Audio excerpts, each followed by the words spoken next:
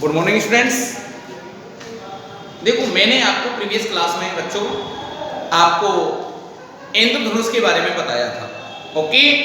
और उसके साथ साथ मैंने आपको प्राइमरी रेनबो और सेकेंडरी रेनबो के डायग्राम भी आपको प्लॉट करके बता दिया गया था, ओके। अब मैंने एक आपको होमवर्क दिया था बेटा कि प्राइमरी रेनबो और सेकेंडरी रेनबो में आपको डिफरेंस बताना है। तो कुछ बच्चों ने तो मुझे कमेंट बॉक्स में कमेंट करके भी बताया है, कुछ ने व्हाट्सएप पे मुझे अंतर लिख करके मेरे लिए बताया है, कुछ बच्चों ने कुछ भी आंसर नहीं दिया, रिप्लाई नहीं दिया। तो बेटा इस बात का विशेष ध्यान रखें, आप जो भी मैं आपको होमवर्क दे रहा हूं उसको अपडेट रखो, ओके। अब देखो मैं थोड़ा सा उसी बात को डिस्कस करते हुए आगे बढ़ाता हूं बेटा। प्राइमरी रेनबो और सेकेंडरी रेनबो, प्राथमिक इंद्रधनुष और द्वितीयक इंद्रधनुष। द्वितीयक इंद्रधनुष देखो बेटा बहुत शानदार है, कुछ भी नहीं है इसमें। अब आप ही बताओ प्राथमिक इंद्रधनुष कब बनता है? जब प्रकाश कण, जल की जो बूंद है, देखो ये बूंद इसके केंद्र बिंदु हो गया, ये केंद्र के ऊपर से आपतित होती हो। कहां से आपतित होती हो बेटा? ऊपर से। और जब ऊपर से आपतित होगी ना तो क्या होगा? दो बार अपवर्तन और एक बार पूर्ण आंतरिक परावर्तन होता है ना, तब हमारा क्या बनता है बेटा? प्राथमिक इंद्रधनुष। क्लियर? तृतीयक इंद्रधनुष बेटा ये जल की बूंद है, इसका ये केंद्र बिंदु है, इसके कहां से आपतित होगी? नीचे से। ये नीचे से आपतित होगी, और जब नीचे से आपतित होती है ना तो क्या होगा बेटा? दो बार रिफ्लेक्शन, दो बार अपवर्तन होगा इसका, और दो बार ही इसका क्या होगा बेटा? TIR होगा, पूर्ण आंतरिक परावर्तन होगा, ओके। तभी आपका क्या होगा बेटा? क्या बनेगा? द्वितीयक इंद्रधनुष बनेगा। ये आपको सभी बच्चों को क्लियर हो जाना चाहिए। आता है ना समझ में? कोई डाउट तो नहीं किसी को? सेकंड नंबर देखें, इसमें जो रंगों का क्रम होता है बेटा वो लाल रंग से बैंगनी रंग की ओर होता है। किधर होता है? लाल रंग से बैंगनी रंग की ओर। और इसमें जो रंगों का क्रम होता है बैंगनी से लाल रंग की ओर होता है। क्लियर? लाल रंग प्रेक्षक की आंख पर कितने डिग्री का कोण बनाता है? इसमें 42 डिग्री का, और ये 40 डिग्री का। तो कोणीय चौड़ाई कितने डिग्री की हुई? 2 डिग्री की। इसमें बैंगनी रंग बेटा 53 डिग्री और लाल रंग होता है 50 डिग्री, और कोणीय चौड़ाई कितने डिग्री की हुई बेटा? 3 डिग्री। ओके, कोई डाउट नहीं होना चाहिए। अच्छा एक बात और बताऊं, आपने 10th क्लास में पढ़ा भी होगा, ये रंगों का क्रम होता है ना, अभी मैं जस्ट पढ़ाने वाला भी हूं आपको प्रिज्म। तो इसमें से जब हम श्वेत प्रकाश को आपतित कराते हैं ना प्रिज्म पर, कौन से प्रकाश को? श्वेत प्रकाश को, तो ये 7 रंगों में टूटता है इस प्रकार से। और रंगों का क्रम क्या होता है पता है आपको? विबग्योर। तो ऊपर कौन सा रंग आता है? रेड, और नीचे कौन सा होता है? वॉयलेट। तो हम कह सकते हैं कि जो प्राथमिक इंद्रधनुष है ना, प्राथमिक इंद्रधनुष से प्राप्त जो रंगों का क्रम होता है वही होता है जो प्रिज्म से प्राप्त रंगों के क्रम में होता है, ओके। जो प्रिज्मों का रंग है ना, प्रिज्म से जो वर्ण विक्षेपण होता है, जो स्पेक्ट्रम जो प्राप्त होता है, जो रंगों का जो क्रम है वही क्रम प्राथमिक इंद्रधनुष का भी होता है। इसका सेम रिवर्स उल्टा द्वितीयक इंद्रधनुष, ठीक है। इसकी कोणीय चौड़ाई बेटा 2 डिग्री, इसकी 3 डिग्री। और फोर्थ, ये सबसे तीव्र चमकीला होता है, तीव्र चमकीला होता है ये, और ये थोड़ा फीका होता है, धुंधला, ठीक है ना बेटा? ये फीका होता है या धुंधला कह सकते हो, और ये तीव्र चमकीला होता है, ओके।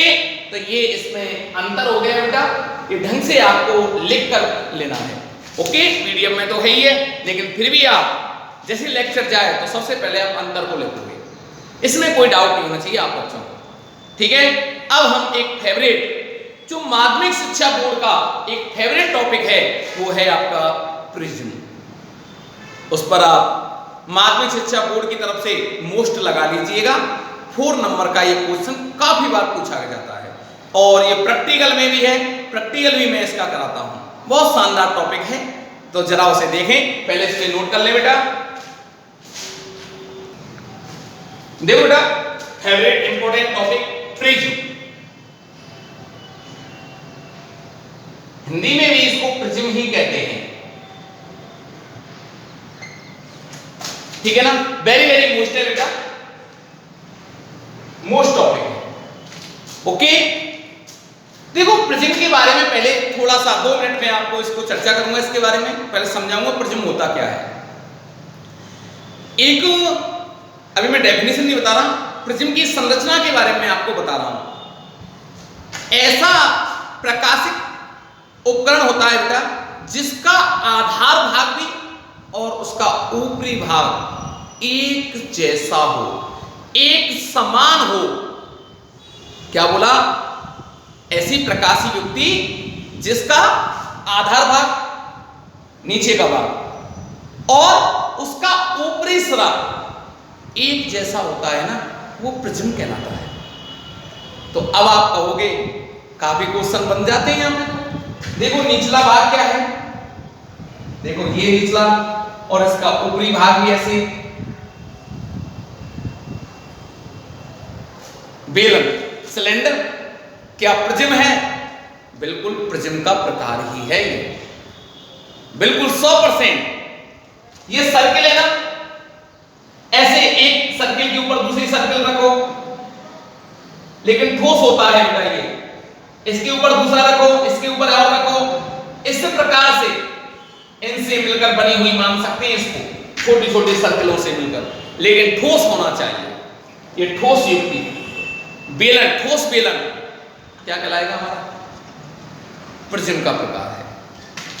वर्ग भी हो सकता है बेटा, अगर वर्ग नीचे है, जैसे आयत वर्ग मान, वर्ग नीचे ऊपर भी वर्ग हो तो भी वो प्रिज्म का रूप होगा।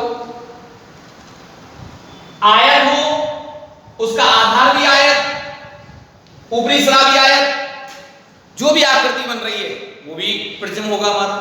ये हम कह सकते हैं ये प्रिज्म का रूप है, ओके। घन, नीचे भी घन ऊपर भी घन, षटभुजीय आकृति, पंचभुजीय आकृति, नीचे पंचभुजीय ऊपर पंचभुजीय, क्या होगा? प्रिज्म होगा। नीचे त्रिभुजाकार ऊपर त्रिभुजाकार, क्या होगा? प्रिज्म होगा। जैसे देखो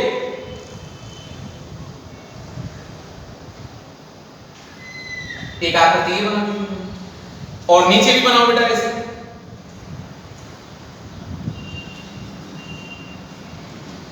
ये बना दिया। अब ठीक है ना, अब इसको भी मैं मिला दूं,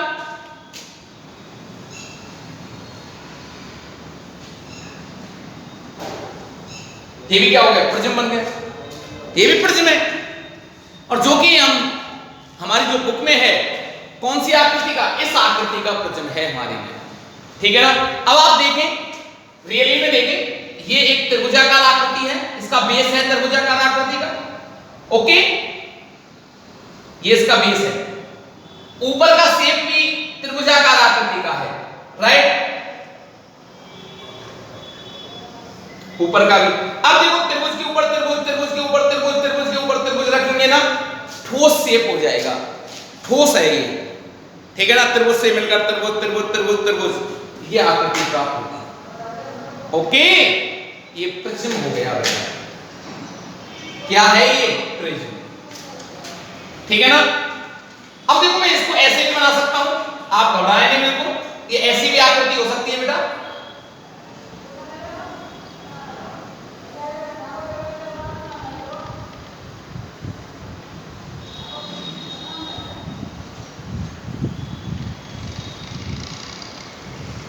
ये भी प्रिज्म होगा। ये इसके जो आयताकार फलक है ना, इनको अपवर्तक सतह कहते हैं, अपवर्तक फलक, अपवर्तक पृष्ठ कहते हैं इनको।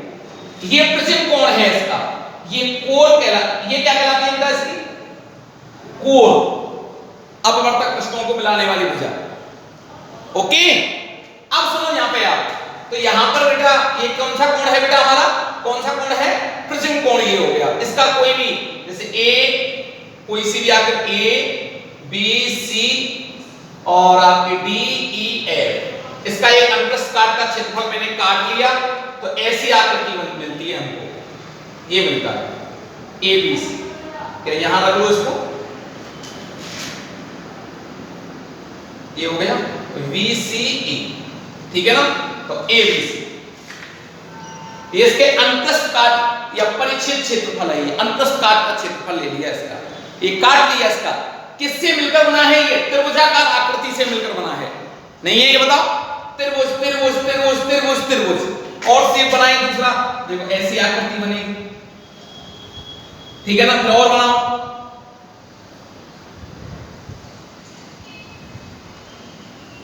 इस प्रकार से मिलाते जाएंगे तो ये प्रिज्म जैसी ये शेप मिल जाएगा हमको। ओके, कोई डाउट तो नहीं बेटा। अब देखो इसका अनुप्रस्थ काट एक कट किया हमने, तो ये आकृति मिलती है मुझे, इसका मुख्य परिच्छेद बोलेंगे इसको एबीसी, मुख्य परिच्छेद एबीसी, ठीक है ना, जिससे हम अपवर्तन हमारे सिलेबस में है।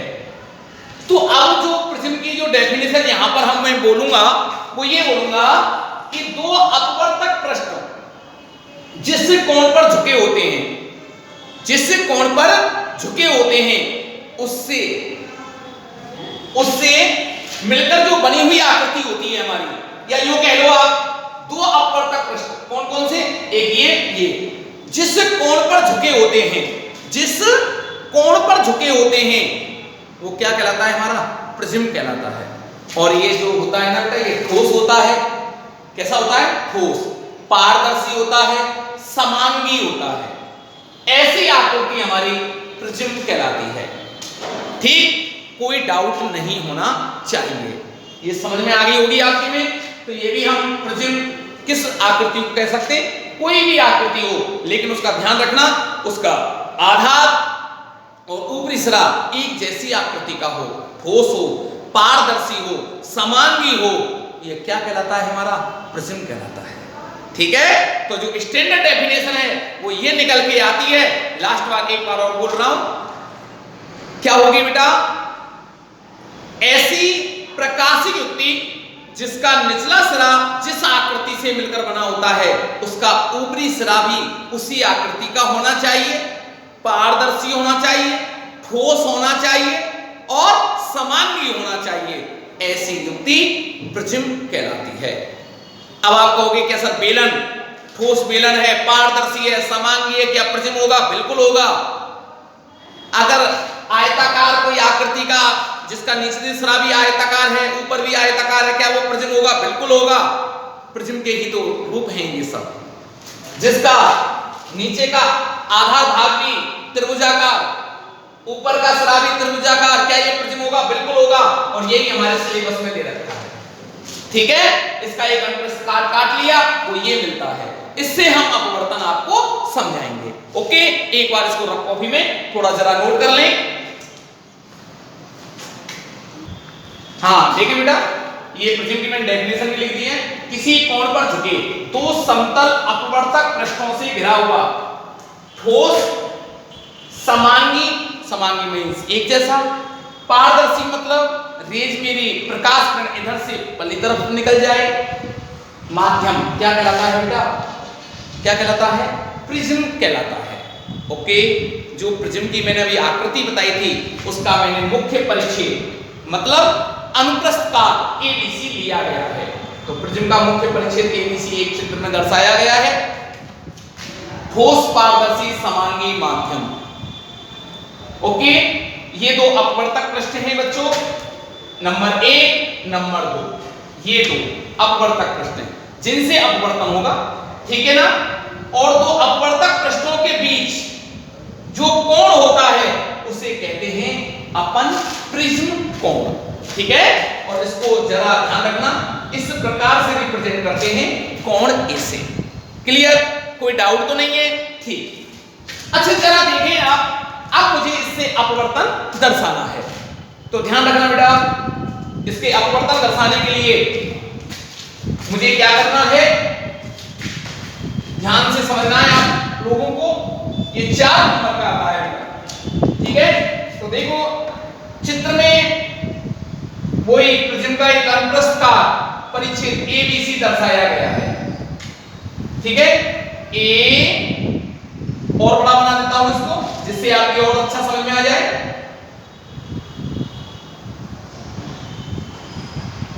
इसी की कहानी मुझे इस टॉपिक में पढ़नी है। ए, बी और ये सी, ये प्रिज्म कोण हो गया। अब देखो कैसा माध्यम है, समांगी पारदर्शी ठोस माध्यम है, इसमें कोई घबराने वाली बात नहीं है। इससे अपवर्तन समझाना है तो क्या लिखेंगे, इसमें अब हमारा हेडिंग क्या रहेगा, प्रिज्म से अपवर्तन, प्रिज्म से अपवर्तन, ये हेडिंग रहेगा, ठीक है। इसका डेरिवेशन मुझे ड्राइव करना है। तो चित्र में एक प्रिज्म का अनुप्रस्थ काट या मुख्य परिच्छेद ABC दर्शाया गया है, ओके, जिसके पदार्थ का अपवर्तनांक n है। जो ठोस माध्यम है ना, उसका अपवर्तनांक क्या है बेटा, n।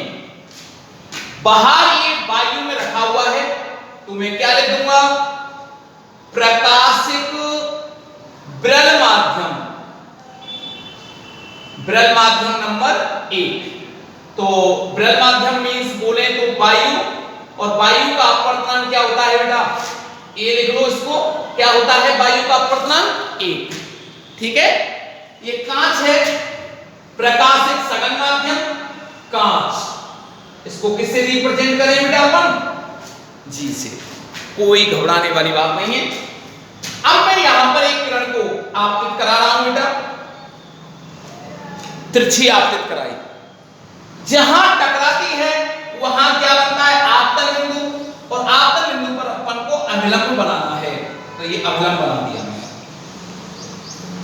ठीक है। ये अभिलंब हो गया n, अभिलंब और आपतित किरण के बीच में बनने वाला कोण आपतन कोण I। क्या डेफिनेशन है आपतन कोण की, आपतित किरण और अभिलंब के बीच बनने वाला कोण आपतन कोण कहलाता है। ब्रल से सघन में जा रही है, अभिलंब की ओर झुक जाएगी। इसको जाना तो ऐसे था सीधा बिल्कुल, लेकिन सीधी नहीं जाएगी, अभिलंब की ओर झुकी, तो ये इस प्रकार से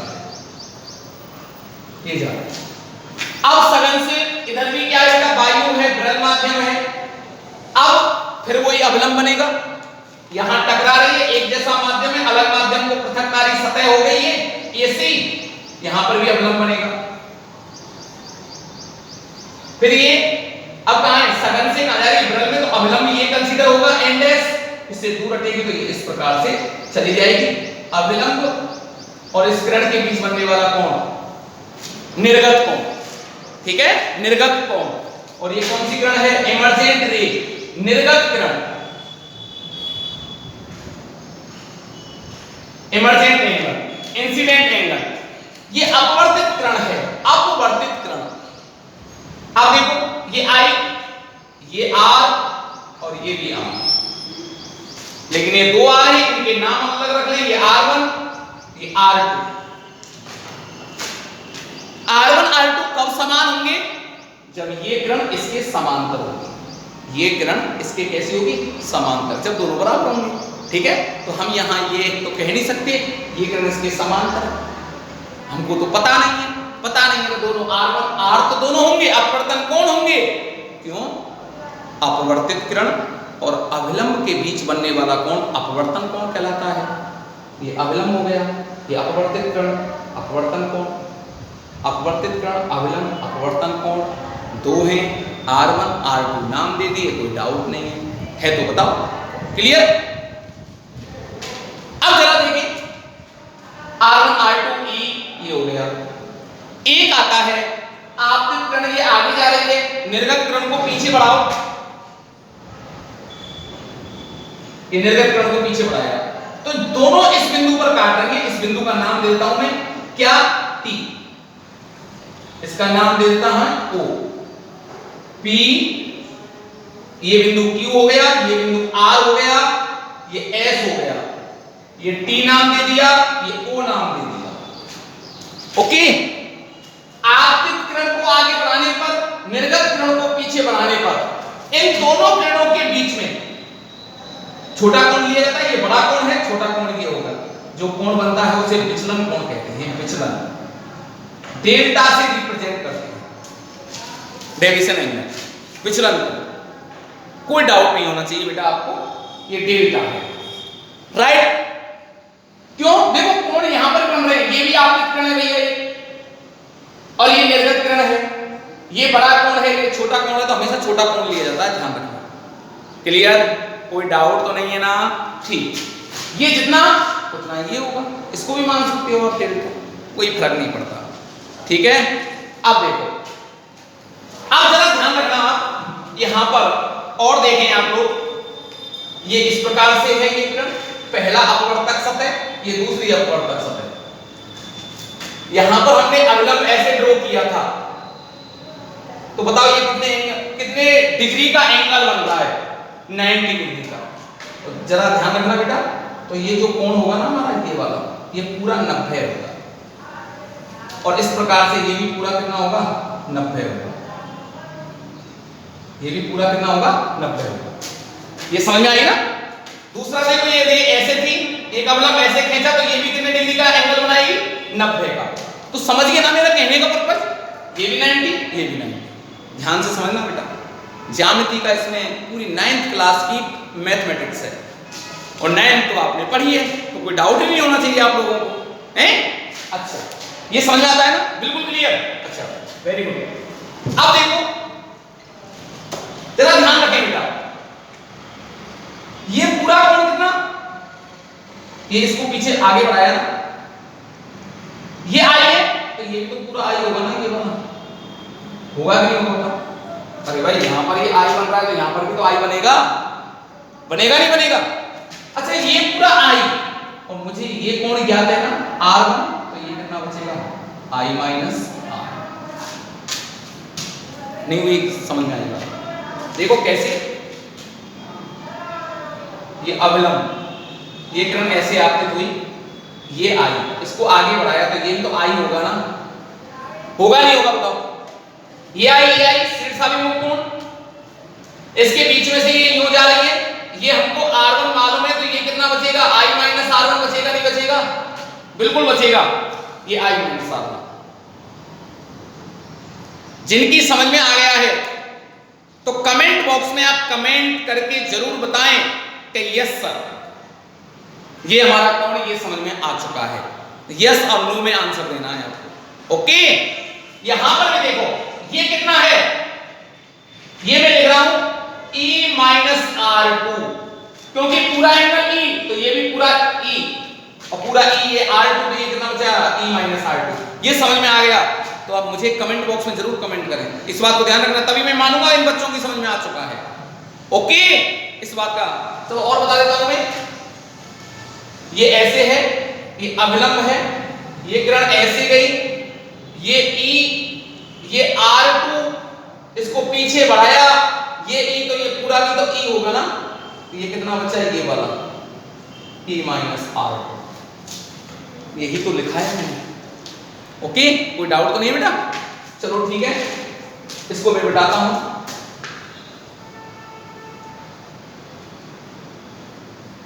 अब देखो बेटा, ये थ्योरी मैंने बताई थी, हिंदी इसकी क्या लिखनी है और बता देता हूं।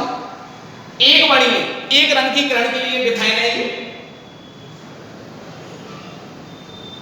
एक वर्णीय प्रकाश, एक वर्णीय प्रकाश जब प्रथम अपवर्तक पृष्ठ पर आपतित होता है तो 2 बार अपवर्तन के पश्चात, एक बार यहां एक बार यहां, 2 बार अपवर्तन के पश्चात निर्गत हो जाता है। ओके, आपतित किरण को आगे बढ़ाने पर, निर्गत किरण को पीछे बढ़ाने पर, उन दोनों के बीच बनने वाला कोण विचलन कोण कहलाता है। प्रिज्म कोण की डेफिनेशन आ गई समझ में? 2 अपवर्तक पृष्ठों के बीच बनने वाला कोण प्रिज्म कोण कहलाता है। ये प्रिज्म कोण है, ठीक है, पिछले वीक मैं बता चुका हूं आपको,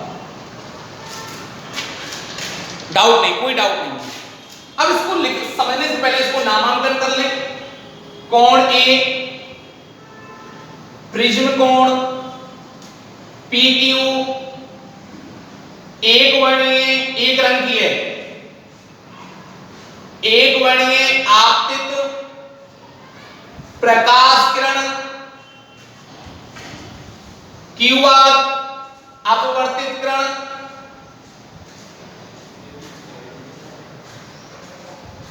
आर एस निर्गत किरण,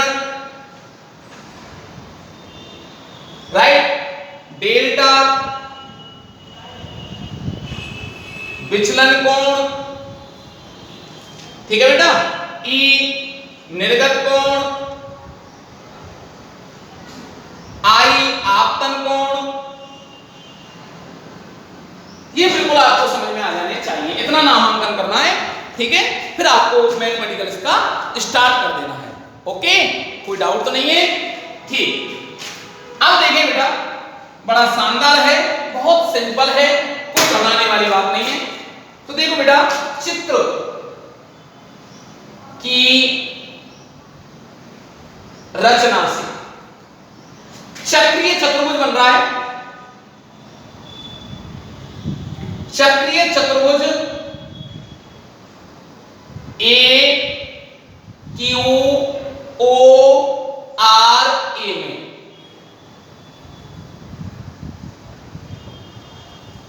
देखो ये चक्रीय चतुर्भुज है, ए क्यू ओ आर ए, ये पूरा चक्रीय चतुर्भुज है, ठीक है बेटा। तो क्या है, चतुर्भुज के चारों कोणों का योग कितना होता है, 360। देखें बेटा, कोण ए प्लस 90 प्लस कोण क्यू ओ आर, ठीक है ना। अच्छा, ओ की जगह ना मैं एन लिख लेता हूं, एन एन डैश उनको मान लेता हूं, ये एन डैश और ये एन डबल डैश और ये एन। क्यों, ऐसा क्यों, क्योंकि जो मैं आपको पीडीएफ सेंड करूंगा ना, उसमें मैंने उसको एन मान रखा है उसको, ठीक है बेटा। तो आपको कोई डाउट नहीं होना चाहिए, तो पीडीएफ जैसा मिल जाएगा ना आपको, समझ में आई ना, कोई डाउट तो नहीं है। अच्छा, क्यू एन आर, क्योंकि ये मैं 90 बता दिया था आपको, ये 90 है, या मैं 90 की जगह ऐसे भी लिख सकता था, ए क्यू एन, और ए क्यू एन की जगह सिमेट्री से देख लो 90, इसको एन कोण को कैसे लिख सकता हूं मैं, बताओ, क्यू एन आर, और यहां पर भी मैं कोण आर का मान क्या दे सकता हूं, 90 इक्वल टू 360, 360 90 90 180, 55 करा, 180 360 में से माइनस हो जाएंगे, 180 बचेगा। तो कोण ए प्लस कोण Q N R equal to 180, equation first, कोई दिक्कत नहीं है। त्रिभुज देखो, त्रिभुज क्यू एन आर में, देखो क्यू एन आर में त्रिभुज तीनों कोणों का योग कितना होता है बताओ, 180 होता है ना। तो देखिए बेटा, त्रिभुज क्यू एन आर में तो R1 प्लस कोण Q N R plus R2 equal to 180 degree, equation कैसे, ये वाला भाई, त्रिभुज कौन सा लिखा है मैंने, क्यू एन आर तो लिखा है, ट्रायंगल, और त्रिभुज के तीनों कोणों का योग कितना होता है, 180 होता है, 180 होता है। तो R1 plus Q N R equal to plus R2 equal to 180, 180 degree हो गया, कोई डाउट तो नहीं है ना, ठीक।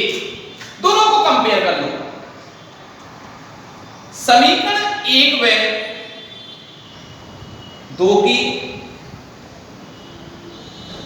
तुलना करने पर 180 से 180 कैंसिल की तुलना करने, क्यू एन आर से क्यू एन आर गया, तो कोण ए बराबर क्या बचा, R1 प्लस R2, इक्वेशन। यहां तक समझ में आता है ना, कोई डाउट नहीं होना चाहिए बच्चों, क्लियर। अब देखो बेटा, हम यहां जानते हैं, इस त्रिभुज को देखें, त्रिभुज कौन सा, क्यू टी आर में, इस त्रिभुज को देखो आप, क्यू टी आर में, इस त्रिभुज में देखेंगे ये बहिष कोण है डेल्टा, कौन सा कोण है, बहिष कोण। तो ध्यान रखना, बहिष कोण डेल्टा इक्वल टू, और बहिष कोण का मान क्या होता है, दूरस्थ अंतः कोणों तो जो डेल्टा है ना, इसके अंत्यस्थ कोण कौन से?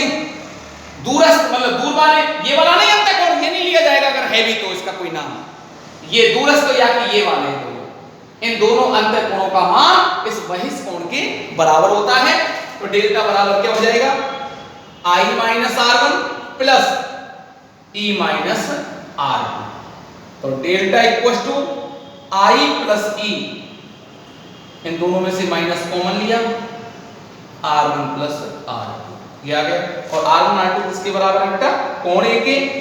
तो लिख सकते हो आप, चाहे ऐसे रहने दो।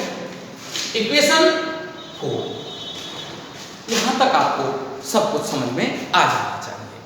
मैंने आपको एक सिद्धांत का नाम लिया था, उत्क्रमणीयता का सिद्धांत। क्या नाम लिया था? उत्क्रमणीयता का सिद्धांत। उत्क्रमणीयता का सिद्धांत मैंने आपको खूब फॉलो किया है, खूब बताया भी है, मैंने खूब यूज भी किया है, आपने भी खूब यूज किया है। अच्छा, यहां देखेंगे विचलन कोण है, इसका मान किस पर डिपेंड करता है? आपतन कोण पर भी निर्भर है, निर्गत कोण पर भी है, अपवर्तन कोणों पर भी है। ठीक है, लेकिन उत्क्रमणीयता के सिद्धांत से देखा जाए तो विचलन कोण का मान आपतन कोण पर निर्भर करता है। सबसे पहले किस पर बेटा?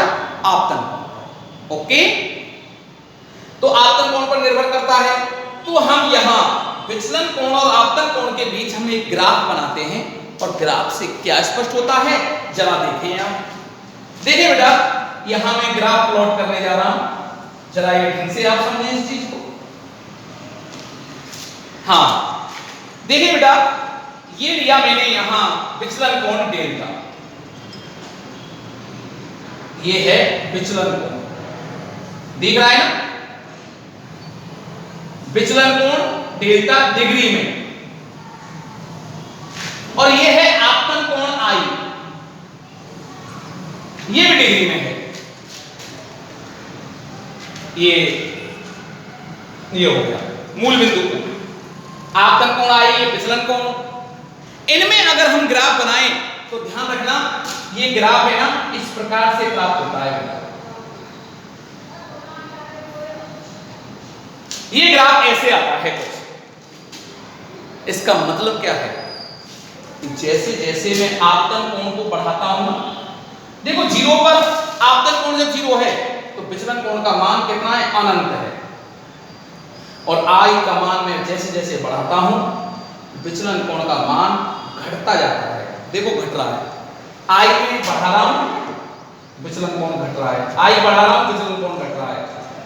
और एक विशेष आपतन कोण पर विचलन कोण घट गया, सबसे न्यूनतम हो गया, यहां मिनिमम है, यहां सबसे कम है।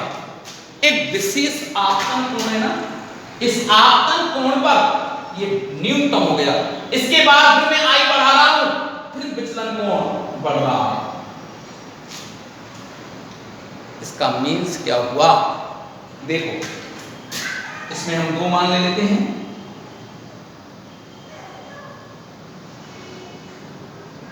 जरा समझें, ये आपतन कोण I, ये विचलन निर्गत कोण E।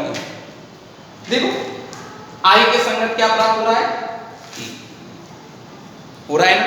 लेकिन इन दोनों के संगत डेल्टा एक ही है, ये डेल्टा होगा।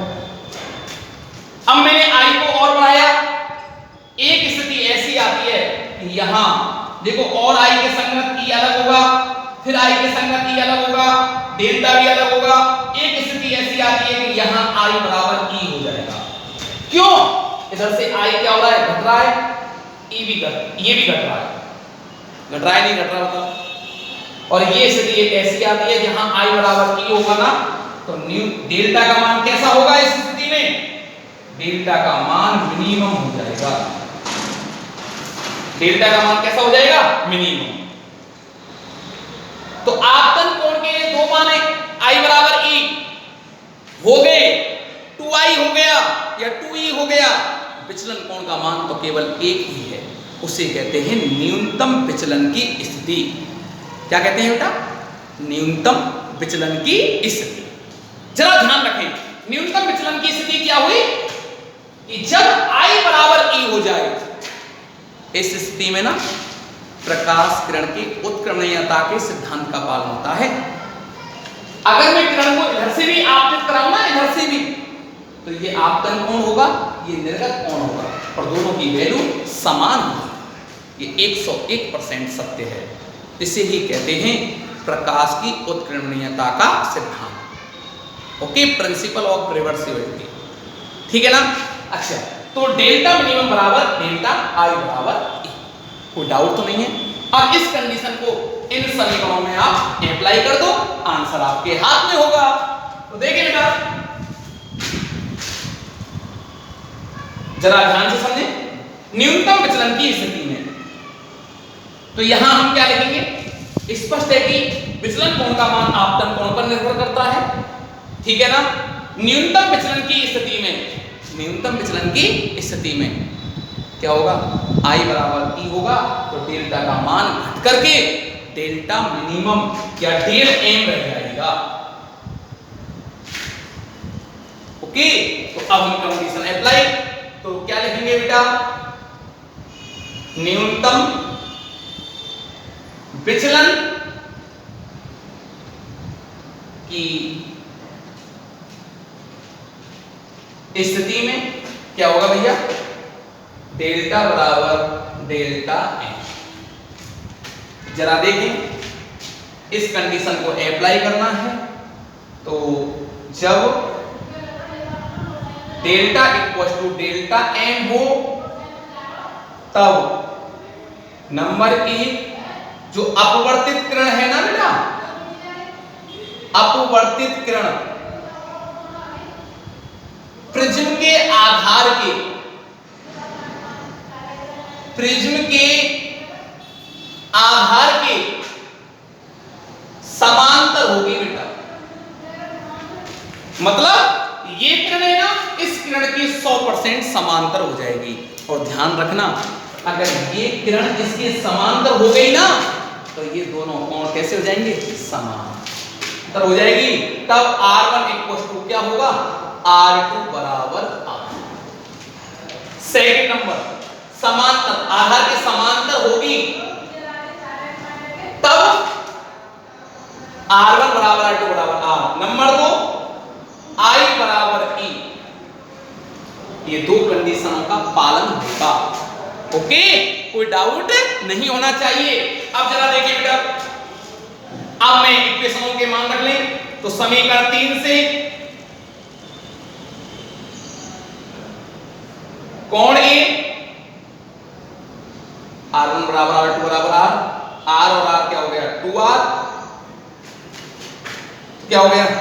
R और R 2R, तो R बराबर क्या हो गया? कोण A/2। क्लियर बेटा? ये अब देखो समीकरण 4 से,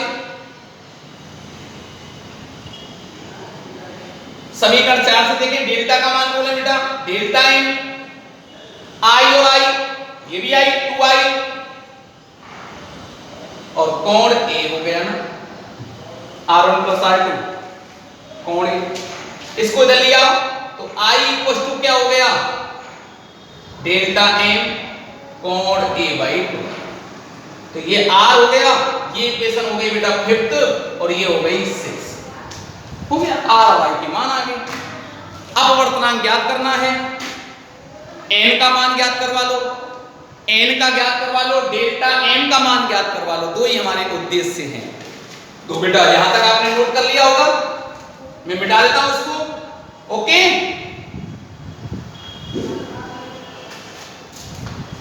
तो जरा देखें बेटा, तो अच्छा, बिंदु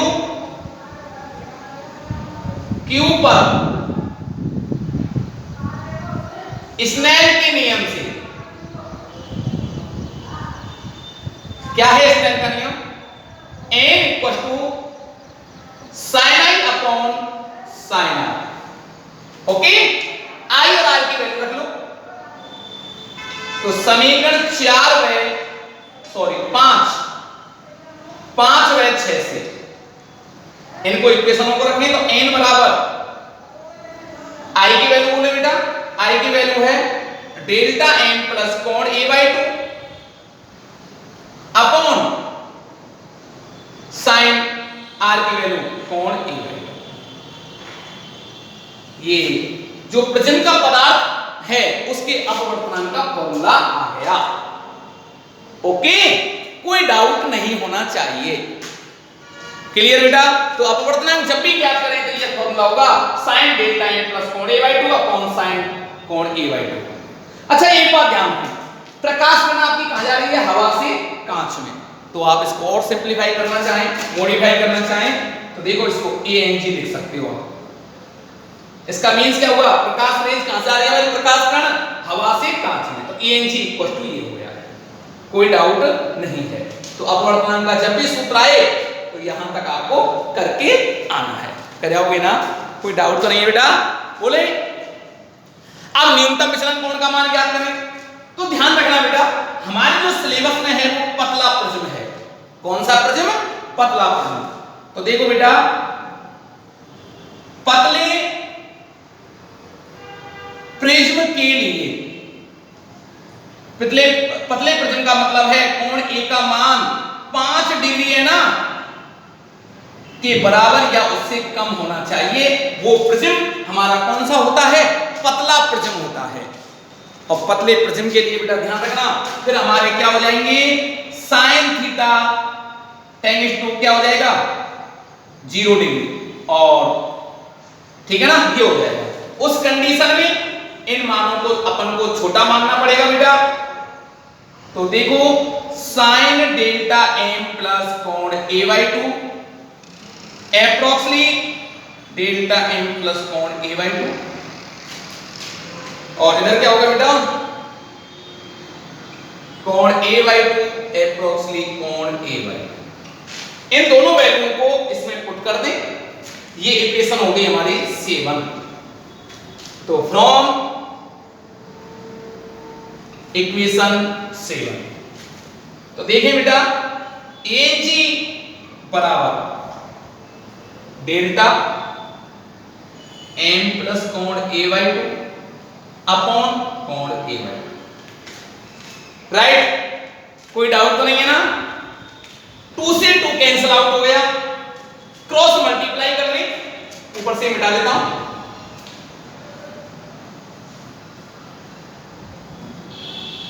तो क्या हुआ बेटा? क्रॉस मल्टीप्लाई करने पर Ang कोण a, इसका मल्टीप्लाई, और इधर क्या आया? डेल्टा m प्लस कोण a। ठीक है ना? इसको इधर लाए पच्छान करके माइनस का हो जाएगा, तो डेल्टा m बराबर Ang कोण a माइनस कोण a, तो डेल्टा m बराबर कोण a कॉमन आ गया, Ang माइनस हुआ। ओके, तो ध्यान रखना बेटा, न्यूनतम विचलन कोण का मान है ना, वो आपतन कोण पर निर्भर नहीं करता है, केवल और केवल किस पर डिपेंड करता है? प्रिज्म कोण और पदार्थ के अपवर्तनांक पर। अगर मैं आपतन कोण का मान कितना भी घटा लूं, कितना भी बढ़ा लूं, न्यूनतम विचलन कोण की स्थिति में कोई बदलाव नहीं होगा।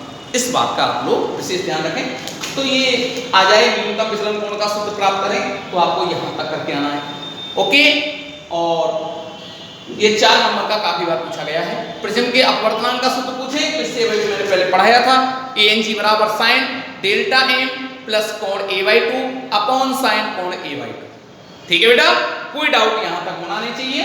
तो न्यूनतम विचलन कोण की स्थिति ये आगे किस पर निर्भर करता है? कोण a अपवर्तन किस पर? प्रिज्म कोण। प्रिज्म कोण का दूसरा नाम और है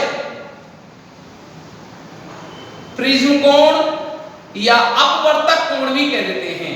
ध्यान रखना, अपवर्तक कोण, इस बात का विशेष ध्यान रखना, यह है पदार्थ का अपवर्तनांक। अपवर्तनांक इन पर यह निर्भर करता है। ओके बेटा, ये 4 नंबर का डेरिवेशन मैंने आज आपको करा दिया है। ढंग से आप इसको 2-2 बार लिख करके ओके प्रैक्टिस करें। ठीक है? तो आज के लिए इतना ही काफी। Thank you so much.